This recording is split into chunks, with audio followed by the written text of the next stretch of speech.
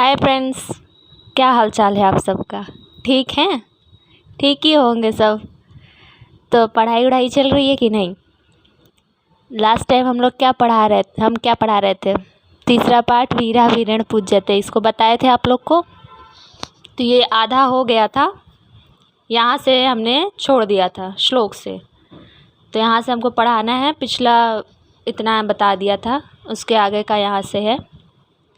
उत्तरम यत् समुद्रस्य हिमाद्रैश्चैव दक्षिणं वर्ष तद् भारतं नाम भारती तत्र संततिः। अब ये यहाँ कहाँ से छोड़े थे? पुरुराज बता रहे थे। पुरुराज और सिकंदर अलछेंद्र, यानी सिकंदर से वार्तालाप दोनों की हो रही थी। तो पुरुराज अब बता रहे हैं कि भारतीय हैं और हमारा भारत देश कैसा है। तो यहाँ पे अपने देश के बारे में बताए हैं। समुद्र के उत्तर में और हिमाद्रे मतलब हिमालय, हिमालय के दक्षिण में चा और देश जो स्थित है, वर्ष तद भारतम नाम, उसका भारतवर्ष नाम है। तत्र भारतीय संतति, और जिसकी संतान भारतीय यानी हम सब भारतवासी हैं।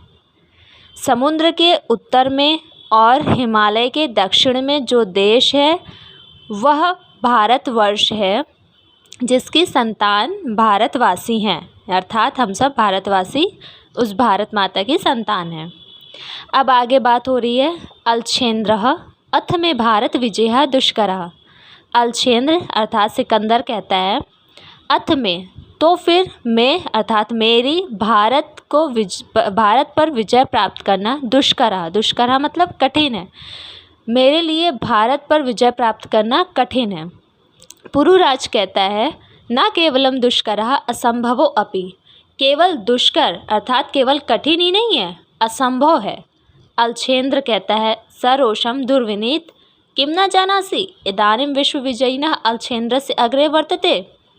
सिकंदर रोष के साथ अर्थात क्रोधित होकर कहता है, दुर्विनीत अर्थात दुष्ट, किम न जानासि क्या तुम नहीं जानते हो, इदानीं विश्वविजयिनः यह विश्वविजयी अलछेंद्र अर्थात सिकंदर के सामने खड़े हो। तुम विश्वविजय सिकंदर के सामने खड़े हो। पुरुराज कहता है, जानामि किंतु सत्यम तु सत्यम एव यवनराज। पुरुराज कहता है, जानता हूँ किंतु सत्य तो सत्य होता है ना यवनराज। यवनराज वही सिकंदर को संबोधित करते हुए पुरुराज बोल रहे हैं। भारतीय वयम गीतायाः संदेशम न विस्मरामः। हम सब भारतीय गीता के संदेश को नहीं भुला सकते हैं। तो अलछेंद्र कहता है, सिकंदर कहता है, कस तावत गीतायाः संदेशः, तो गीता का तावत यानी तुम्हारी गीता का संदेश कस क्या है।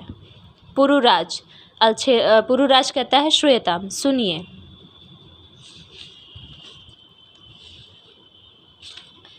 आगे बता रहे हैं, ये श्लोक बहुत ही अच्छा श्लोक है, इसका अर्थ भी बहुत अच्छा है और ये परीक्षाओं में बहुत पूछा जाता है। गीता का श्लोक है, इसमें बहुत ही अच्छी शिक्षा दी गई है। श्री कृष्ण ने अर्जुन को ये श्लोक कहा था, बताया था। तो कह रहे हैं, हतो वा प्राप्स्यसि स्वर्गम जित्वा वा भोक्ष्यसे महीम तस्मात् उत्तिष्ठ कौन्तेय युद्धाय कृत निश्चयः। जब अर्जुन युद्ध के लिए तैयार नहीं होते हैं दुर्योधन लोग से युद्ध करने के लिए, कौरव से युद्ध के लिए, तब यहाँ पे अर्जुन को श्री कृष्ण युद्ध करने के लिए प्रेरित करते हैं और कहते हैं, हतो वा प्राप्स्यसि। कौन्तेय अर्जुन को संबोधित करते हुए बोला गया है, कौन्तेय। तो कहते हैं कि हतो यदि तुम मरोगे अर्थात युद्ध में मरोगे तो प्राप्स्यसि स्वर्गम, स्वर्ग को प्राप्त करोगे। जित्वा वा अथवा जीतोगे तो भोक्ष्यसे महीम, महीम मतलब पृथ्वी का भोग करोगे अर्थात पृथ्वी पर शासन करोगे। तस्माद् उत्तिष्ठ कौन्तेय, इसलिए हे कौन्तेय, युद्धाय कृत निश्चय, उठो और युद्ध के लिए निश्चय हो जाओ, यानी युद्ध करने का निश्चय कर लो। फिर से एक बार इस श्लोक का अर्थ सुन लीजिए कि यदि तुम मरोगे अर्थात मृत्यु को प्राप्त करोगे तो तुम स्वर्ग को प्राप्त करोगे। अगर युद्ध में जीतोगे तो पृथ्वी का भोग करोगे अर्थात पृथ्वी पर शासन करोगे। इसलिए हे कौन्तेय, उठो और युद्ध के लिए निश्चय कर लो। अलछेन्द्रः किमपि विचिन्त्य अलम तव गीतया। सिकंदर कुछ विचार करके कहता है अलम तव, अलम मतलब रहने दो, तुम गीता को रहने दो। पुरुराज त्वम अस्माकं बंदी वर्तसे, तुम हमारे बंदी हो। ब्रूहि कथम तव्ये वर्तितव्यम, ब्रूहि कहो, कथम कैसा, तव्ये तुम्हारे साथ, वर्तितव्यम व्यवहार किया जाए, बताओ तुम्हारे साथ कैसा व्यवहार किया जाए। पुरुराज कहता है यत एकैन वीरेण वीरम प्रति, जैसे कि एक वीर दूसरे वीर के प्रति करता है व्यवहार। अलछेन्द्रः पुरुः वीर भावेन हर्षितः साधु वीर साधु नूनम वीरस्य धन्यः त्वं धन्यः ते मातृभूमि सेनापतिम उद्देश्य सेनापते। अलछेन्द्र सिकंदर पुरुराज के इस वीरता से प्रसन्न हो जाता है। वीर भावन हर्षिता, उसके वीरता भाव से प्रसन्न हो जाता है। कहता है साधु वीर, साधु का अर्थ है धन्य हो वीर, धन्य हो, तुम सच में वीर हो। नूनम वीर असि, तुम सच में वीर हो। धन्य त्वम, धन्य हो तुम। धन्या ते मातृभूमि, तुम्हारी मातृभूमि भी धन्य है। सेनापति को उद्देश्य करके अर्थात सेनापति की तरफ देखकर बोलते हैं सेनापति। सेनापति कहता है सम्राट। फिर अलछेन्द्र कहते हैं वीरस्य पुरुराजस्य बंधनानि मोचय, वीर पुरुराज के बंधन को मोचय मतलब खोल दो, मुक्त कर दो। सेनापति कहता है यत सम्राट आज्ञापयति, जैसे सम्राट की आज्ञा।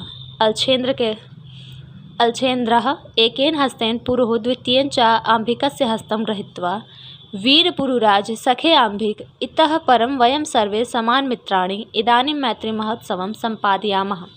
अलछेन्द्र एक हाथ से पुरु को और दूसरे हाथ से आम्भिक को ग्रहण करके अर्थात उनके हाथों को पकड़ के, एक हाथ से पुरु को पकड़ता है, दूसरे हाथ से आम्भिक को। कहता है वीर पुरुराज सखे आम्भिक इतः परम वयम सब, यहाँ पर हम सभी समान मित्र हैं। इदानीं मैत्री महोत्सव संपादयामः, इसलिए हम लोग मैत्री महोत्सव का संपादन करेंगे।